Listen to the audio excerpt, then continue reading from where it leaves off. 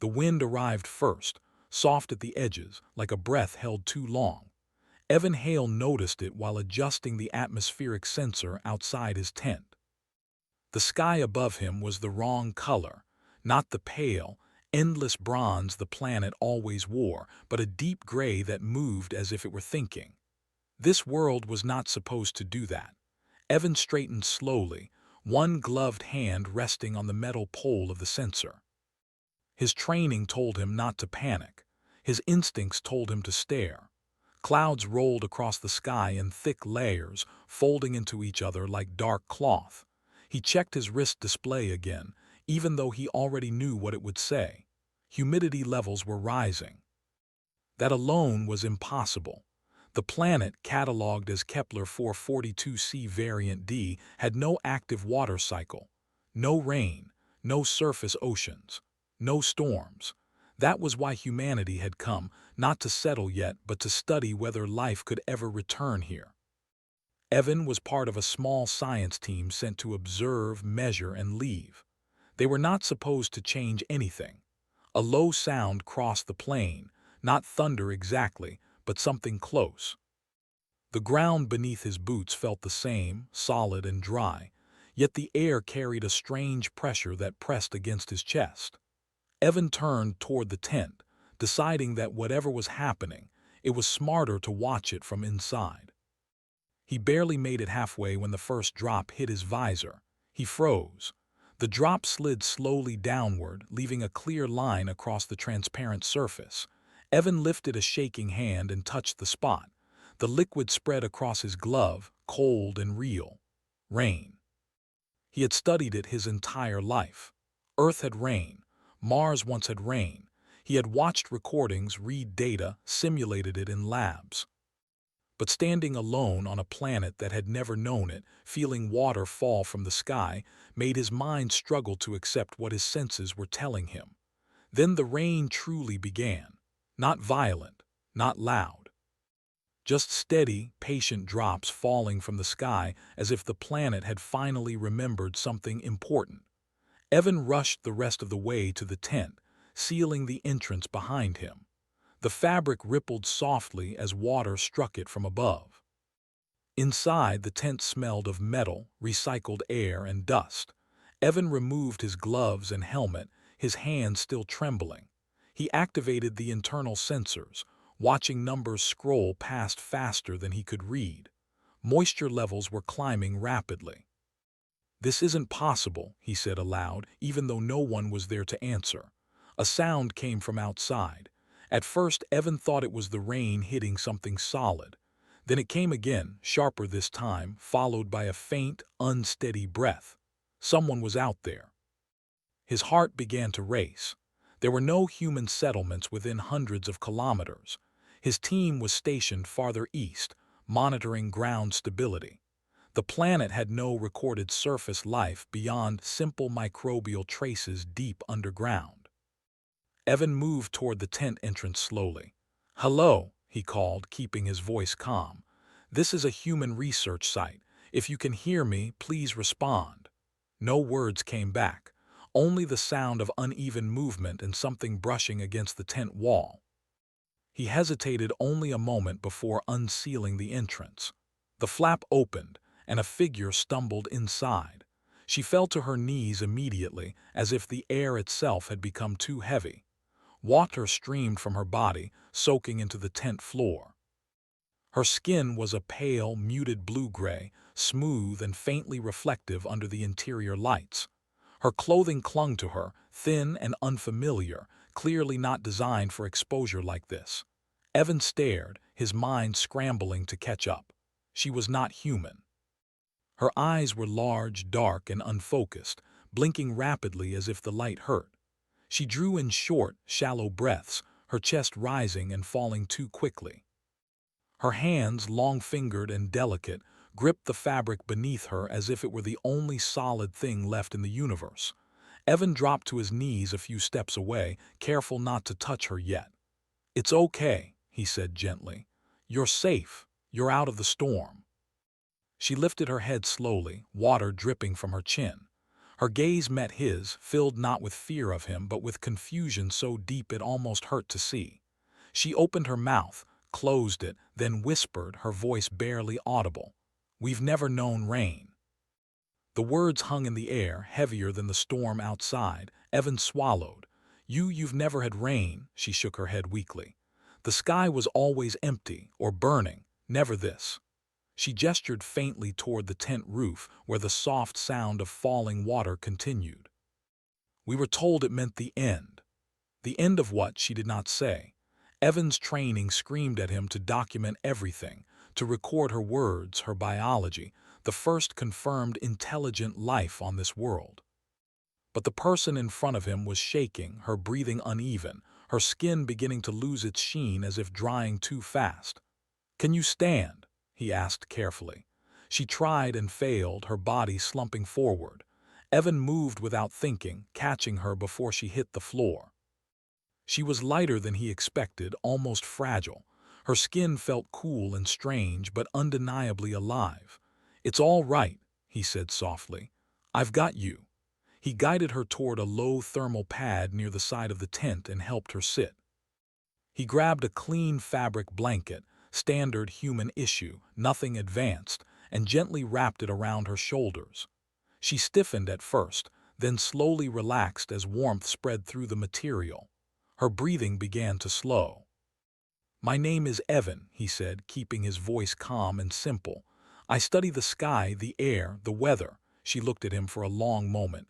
"Lyra," she said at last. "I was sent to observe the surface." Evan's eyebrows rose. "Your people live underground," she nodded. "The surface was never safe. Too much light, too much heat. The elders said the sky had abandoned us." Another sound rolled across the plains outside, distant but deep. Lyra flinched, clutching the blanket tighter. "That sound," she said. "It follows the rain." "That's thunder," Evan explained. "It's just noise, the sky moving." She stared at him. "You speak as if the sky is alive." Evan smiled faintly. "Sometimes it feels that way." The tent lights flickered as the storm intensified. Evan glanced at the displays, his scientist's mind finally catching up. The terraforming probes, small, automated machines designed only to test atmospheric reactions, had been active in this region weeks ago. Had they done this? If so, then humanity had changed this world far more than intended. Lyra shifted, studying the inside of the tent. "Your shelter is thin," she said. "You do not fear the rain." "We learn to live with it," Evan replied. "On our home world, rain is common, sometimes gentle, sometimes dangerous, but it also brings life." "Life," Lyra repeated quietly, as if testing the word. A long silence followed, filled only by the sound of water falling from a sky that had been silent for millennia. Outside, the planet continued to remember. And inside the small human tent, two species sat together, listening to the first rain one of them had ever known. The rain did not stop when the sun should have risen. Evan noticed this first, long before his instruments confirmed it. The light outside the tent slowly changed from dark gray to a softer silver, but the sound of falling water remained steady. Not heavier, not lighter, patient, as if the planet was carefully testing itself. He had not slept. Lyra rested on the thermal pad, wrapped in the blanket, her breathing slow, and even now. Her skin had changed slightly during the night, becoming less pale, more solid in color. Evan had watched this with quiet fascination, careful not to disturb her. Whatever her species was, they were clearly not meant for long exposure to open air and certainly not to rain. Yet she was alive, stable, adapting. That alone said something important. Evan moved quietly, checking the tent systems again. Humidity inside was high but manageable. Outside readings were still rising.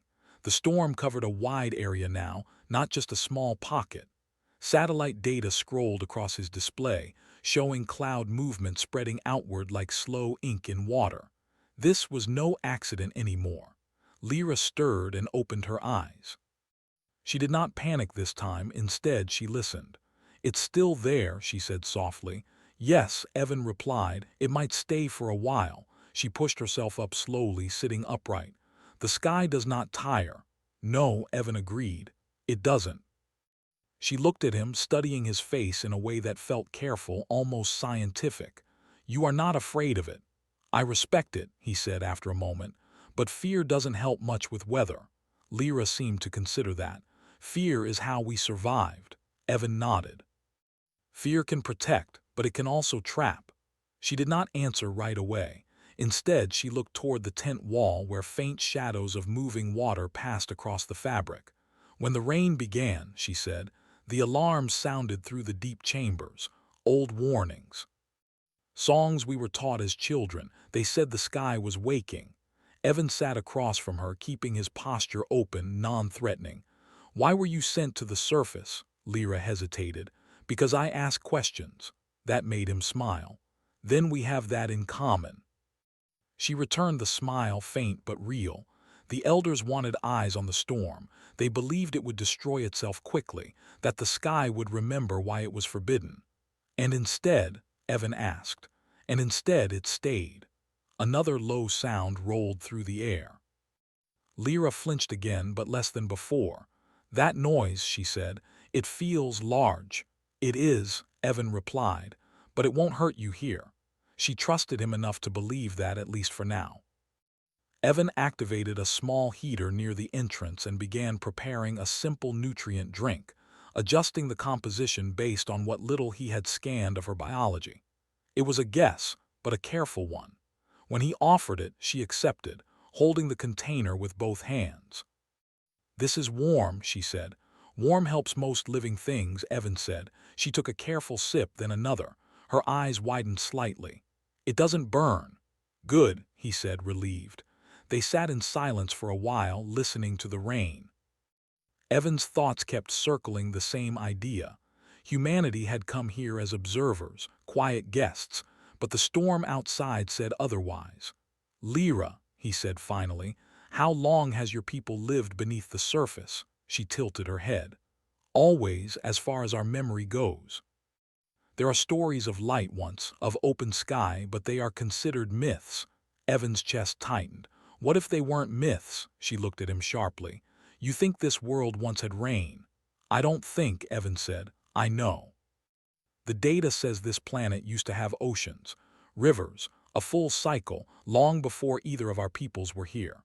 Lyra's fingers tightened around the cup. Then why did it die? Evan hesitated. Many reasons, climate shifts, stellar changes, sometimes no single cause. She lowered her gaze. We believe the sky abandoned us because we failed it.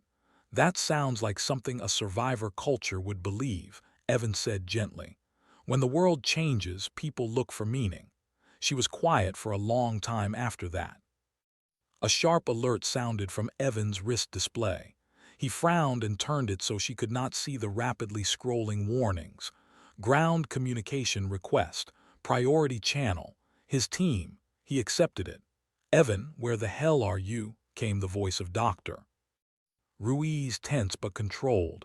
We're seeing a full atmospheric reaction. This isn't within mission parameters. I know, Evan said. I'm seeing it too. You weren't supposed to be at the storm center, she said, and there's something else. Our deep scans just picked up structured voids beneath the surface, massive ones.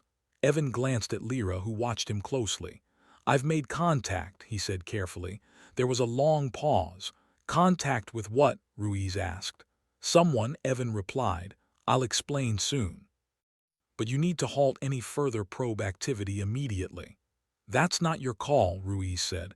It is if we've already crossed first contact protocols, Evan said quietly. Another pause, heavier this time. Send data, Ruiz said. All of it. Evan ended the transmission. Lyra had understood enough. Your people caused the rain. We tested the air, Evan said honestly. We didn't mean to wake the sky. Her expression was not angry, it was thoughtful. Intent does not stop consequence. No, Evan agreed, but responsibility begins there. She stood slowly, steadier now. If the rain continues, my people will retreat deeper, seal the upper chambers. That might not be enough, Evan said. This storm is part of a larger cycle. If it stabilizes, the surface will change. Change is death, Lyra said automatically. Change is survival, Evan replied, just not always the way we expect. She walked toward the tent entrance, stopping just short of it. The sound of rain was louder here. She reached out a hand, hesitating inches from the fabric. You said rain brings life, she said. Yes. Then why does it feel like loss? Evan stood beside her. Because life often replaces something else, and saying goodbye is hard. She pressed her palm gently against the tent wall. Water ran down the outside, tracing invisible paths. We built our cities to escape the sky, she said. To forget it. Evan followed her gaze. On my world, some people tried to control the sky, stop storms, redirect rain. It never worked for long. What did work? She asked. Learning when to shelter, Evan said. And when to step outside. She turned to him. You stepped outside knowing the storm was coming. I did, he said, because understanding something requires meeting it. Another deep sound echoed across the land, but this time Lyra did not flinch. She lowered her hand. I must return, she said. They will listen to me only if I speak soon. Evan nodded. I can walk with you part of the way. She looked surprised. You would leave your shelter. Yes, Evan said simply. They sealed the tent behind them. The rain touched Evan's skin directly now, cold and familiar. He watched Lyra closely as the first drops hit her again. She stiffened, then breathed through it, remembering warmth, fabric, calm. The sky stretched endlessly above them, no longer empty. And beneath it, two small figures walked forward, not knowing yet whether this rain would become a shared future, or the greatest test either species had ever faced. The rain followed them as they walked. Not aggressively, not chasing, but present, as if the sky had decided that this part of the world mattered now. Evan adjusted the hood of his suit, slowing his pace to match Lyra's shorter steps. She moved carefully, watching the ground as water darkened the dust beneath her feet, changing its texture with every moment. This ground was never like this, she said. It always broke apart when touched. It will settle, Evan replied. Water helps bind it. She looked unconvinced but said nothing more. They reached a shallow ridge where the land dipped downward into a wide, open basin. Evan stopped without meaning to. Before them, water had begun to collect. Not deep, not fast-moving, but enough to reflect the gray sky above. Tiny streams formed natural paths, joining together, choosing directions no map had ever recorded. Lyra stared. It's staying, she whispered. Yes, Evan said. At least for now. Her people had always described the surface as hostile, empty, something to escape. Yet here it was, slowly reshaping itself without fire, without force, just patience. They continued until the ground beneath their feet changed again, becoming firmer, smoother. Evan recognized the signs even before Lyra pointed them out. The entrance is near, she said. It was not a visible doorway. Instead, the land itself seemed to curve inward, a wide slope descending gently into shadow. The rain did not follow them inside. It stopped at the edge, water running along unseen channels, redirected away from the opening as if the ground had been trained to protect what lay below. Lyra paused at the threshold. They will be afraid, she said. They might, Evan agreed. But fear doesn't mean refusal. She looked at him. You speak as if you've done this before. Evan smiled faintly. Humans have met fear many times. Sometimes we listened. Sometimes we didn't. We learned more when we listened. She nodded once, then stepped inside. The air changed immediately, drier, cooler. Dim lights embedded in the walls activated as Lyra moved forward, responding to her presence.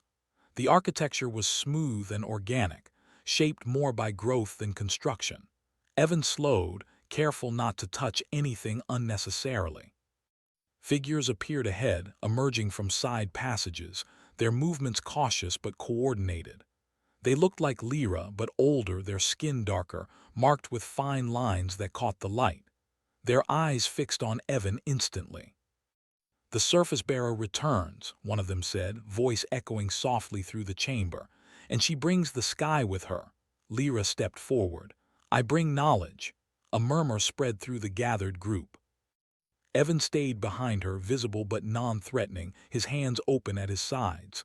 "The sky is falling," another voice said. "The alarms speak of flooding, of collapse." "The sky is remembering," Lyra said firmly. "And it is not hostile." A tall figure approached, posture rigid. "You were sent to observe, not interpret." "I observed," Lyra replied, "and I learned." She gestured toward Evan. "This is one of the Skywalkers. His people woke the rain without knowing what slept here." A sharp intake of breath rippled through the chamber. "They did this to us?" the tall figure asked. "They did this to the planet," Lyra said, "and the planet responded." Evan stepped forward slightly. "We did not intend harm. We came to study recovery, not force it." "You forced it," another elder said. "Our cities were built to escape this." "Yes," Evan said calmly, "and they worked for a long time, but now the world is changing again." "Change is death," the tall elder said. Lyra turned to them. "Change is unfamiliar, that is not the same thing." She described the tent. The warmth. The way the rain felt when it first touched her, terrifying and cold, and how it did not burn her away as the stories promised. She spoke of the surface basin where water now gathered, not as a threat, but as something steady. "They fear what they do not control," one elder said quietly. "We never controlled the sky," Lyra replied. "We hid from it." Silence followed. Evan watched their faces, seeing not anger but exhaustion. A people shaped by survival alone, by avoidance, by stories designed to keep them alive at any cost. "What do you propose?" the tall elder asked. Lyra hesitated, then looked at Evan. He understood the look. This was the moment. "Observation," Evan said, "not retreat. Not expansion, just learning. We can help you understand what's happening, measure it, predict it." "And if it grows worse?" an elder asked. "Then we adapt," Evan said, "together." A low vibration passed through the chamber, subtle but unmistakable. The elders stiffened. "The upper chambers report moisture seepage," one said. "Minimal, controlled." Lyra's eyes widened. "Already?" "Yes," the elder replied. "The rain is persistent." Evan took a slow breath. "That means the cycle is stabilizing, slowly." The elders exchanged glances. "Our people cannot live on the surface," the tall elder said. "Not yet," Evan agreed. "And maybe not in the same way humans do, but adaptation doesn't mean imitation." Lyra stepped forward again. "We survived underground because we learned to reshape ourselves around limits. This is a new limit, or perhaps a new opening." The tall elder studied her for a long moment. "You would have us risk everything." "No," Lyra said. "I would have us risk learning." Another tremor passed through the chamber, stronger this time, not dangerous but noticeable. Evan checked his wrist display. "The ground is absorbing the water, slowly. Your structures are holding." "For now," the elder said. "For now," Evan agreed. "Which is why we must begin now." Hours passed in discussion. Evan explained Earth's cycles in simple terms. Oceans breathing into the sky, rain feeding land, land feeding life. He spoke not as a conqueror, but as a witness to worlds that had nearly broken and had not. Lyra translated where needed, adding her own observations, her voice growing steadier as she spoke. Finally, a decision was made. A small group would ascend, not to live, just to stand, to feel the rain with preparation, protection, and human guidance. When they emerged again, the rain had softened further. The basin now held a shallow, clear pool.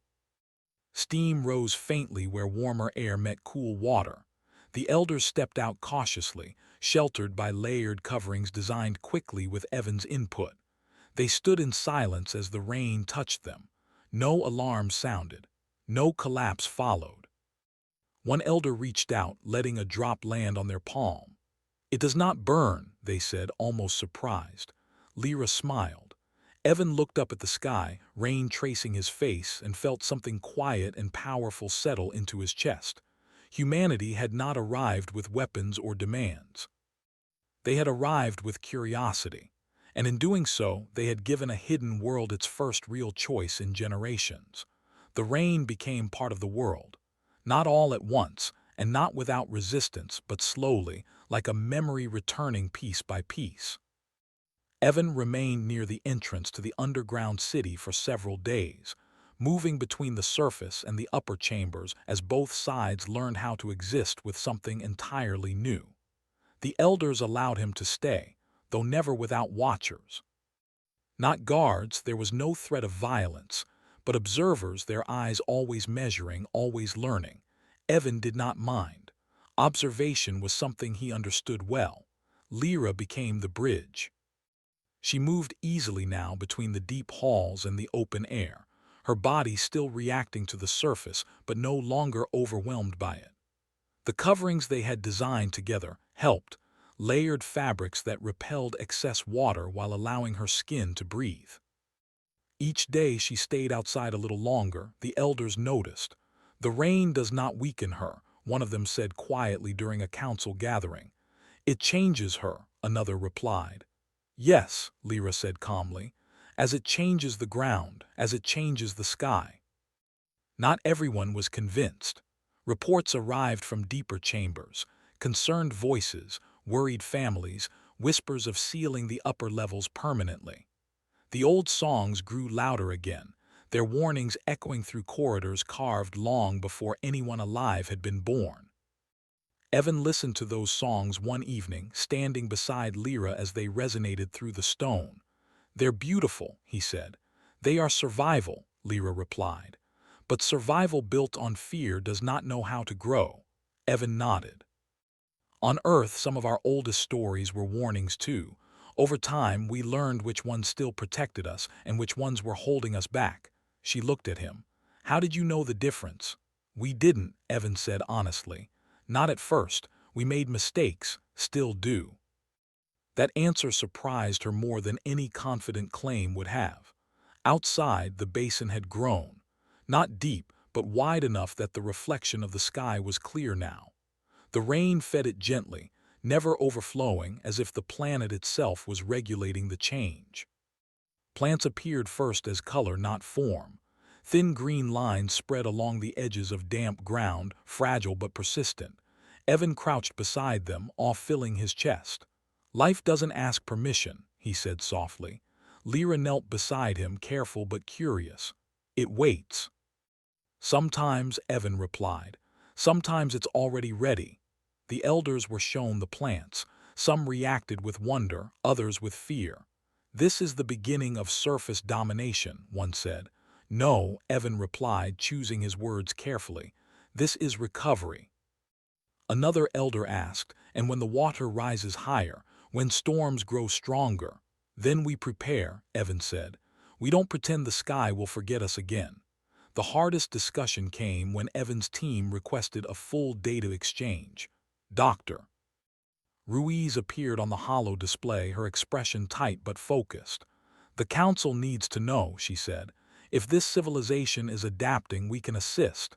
Carefully. The elders gathered, watching the human face float in the air. You woke the rain, the tall elder said. Now you ask permission to study it. Ruiz inclined her head. We ask permission to help you understand it. Silence followed. Lyra stepped forward. They do not hide their mistakes. That alone is new. The elder studied her. You trust them. I trust their willingness to learn, Lyra said, as I trust ours. After long debate, limited cooperation was approved. No expansion, no settlement, only shared knowledge. Evan felt relief wash through him, not because humanity had gained access, but because restraint had been chosen. Days turned into weeks.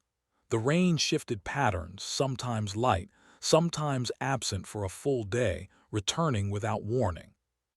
The elders learned that absence did not mean abandonment. Evan taught them how to read the sky, how clouds spoke in shape and motion. In return, Lyra's people taught Evan how their cities breathed, how air moved through living stone, how energy flowed without combustion, how silence itself was used as a resource. One evening, as the sky cleared briefly, stars emerged brighter than Evan had ever seen them on this world. Lyra stood beside him at the basin's edge. "The elders argue less now," she said. "That's progress," Evan replied. "They argue about how to adapt, not whether," she continued. "That is unfamiliar," Evan smiled. "That's usually the first step." She watched the reflection of the stars ripple gently in the water. "Some still want to seal the surface."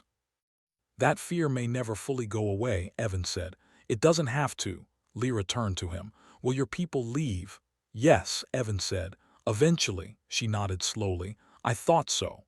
But not without making sure the change stabilizes," he added, "and not without listening." She looked relieved, though she tried to hide it. The real test came when the rain stopped completely for 3 days. Panic spread quickly. Old fears resurfaced. Some declared it proof the sky was unstable, unpredictable, untrustworthy. Others feared worse, that the rain would return suddenly, violently. Evan remained calm. "This pause is part of balance," he explained repeatedly. "Cycles breathe, they don't rush." On the fourth day, the rain returned softly, lighter than before. The basin level rose only slightly. The plants did not drown, they grew stronger. That was when belief truly shifted. The elders gathered again, their voices steadier now. "We cannot remain as we were," the tall elder said, "but neither can we become surface walkers overnight." "No one expects that," Evan replied. "We will open the upper chambers," the elder continued. "Not to live, to learn." Lyra's breath caught. "You mean—" "Yes," the elder said. "We will no longer pretend the sky does not exist." When Evan relayed the decision to his team, there was silence on the channel. "Evan," Ruiz said quietly, "this may be the most important first contact humanity has ever made." Evan looked at the sky, at the rain-fed land, at Lyra standing taller than she had when they first met. "We didn't lead it," he said. "We just didn't get in the way." That night, Lyra stood in the rain without cover for the first time, just for a moment. One breath, then another. She did not melt. She did not fall. She laughed softly, a sound that surprised even her. The sky did not respond. It simply continued to rain. The rain became a memory instead of a threat, not because it stopped forever, but because it was no longer the only story the world told about itself. Seasons began to form, not sharp divisions, but gentle shifts. Days when clouds gathered and days when the sky stayed open and clear. The elders stopped calling them warnings and began calling them patterns. Evan stayed longer than planned. His team rotated in shifts now, never in large numbers, never with permanent structures. Humanity watched from orbit and from a respectful distance, learning as much from restraint as from data. The planet was no longer an experiment. It was a conversation. Lyra changed the most. She was not the same being who had stumbled into a tent, shaking and soaked, whispering fear into the sound of rain. Her movements were more confident now, her posture straighter. She spent time in the upper chambers, then on the surface, then deep again, moving between worlds that were slowly becoming one. Children followed her, at first from a distance, then closer, curious about the one who spoke calmly of the sky. She never forced them to listen. She told stories instead, new ones. Stories where the sky was not an enemy but a force that could be understood, not controlled, understood. Evan watched this quietly, often from the edge of the basin, where the first plants had grown into clusters of green and silver. Small creatures appeared too, simple at first, drawn by water and shelter. Life did what it always did when given time. It arrived. One evening, as the sky turned a deep amber, Evan received the message he knew would come. Recall order. His mission was complete. More than complete. Others would take over monitoring. Advisors would replace pioneers. The moment when one human mattered more than the system had passed. He felt no bitterness, only weight. Lyra found him standing alone near the tent he had never taken down. "You're leaving," she said. "Yes," Evan replied. She nodded, looking toward the horizon where clouds gathered again, distant and slow. "I knew." They stood in silence for a while. "My people asked what you wanted in return," she said. "For waking the rain, for staying." Evan smiled faintly. "I don't want anything." "They find that difficult," Lyra said. "Every action has always demanded payment." "Some actions are their own payment," Evan replied. She studied him. "Will you come back?" "I don't know," he said honestly. "Maybe not me. But humans will remember this place." "That is enough," she said. The elders gathered later that night, not as a council of fear but of planning. The upper chambers were now open permanently, not homes but classrooms, observation spaces, places where the sky could be watched without panic. The tall elder, older now but steadier, addressed Evan directly.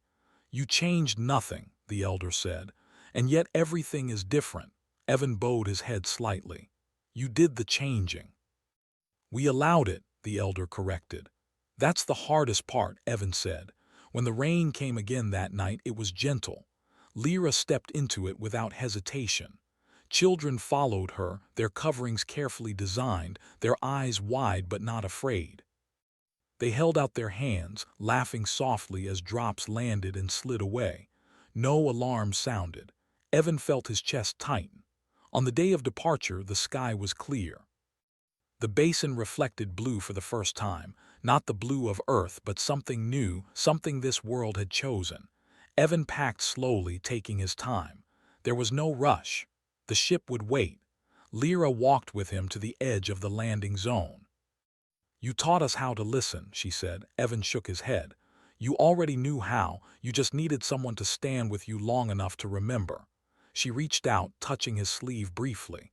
"If the rain ever becomes dangerous, you'll know," Evan said. "And you'll adapt," she smiled. "That sounds like faith."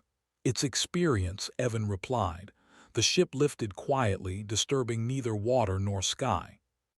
Evan watched through the viewport as the world grew smaller, the basin a shining thread of light, the underground cities breathing easily beneath it.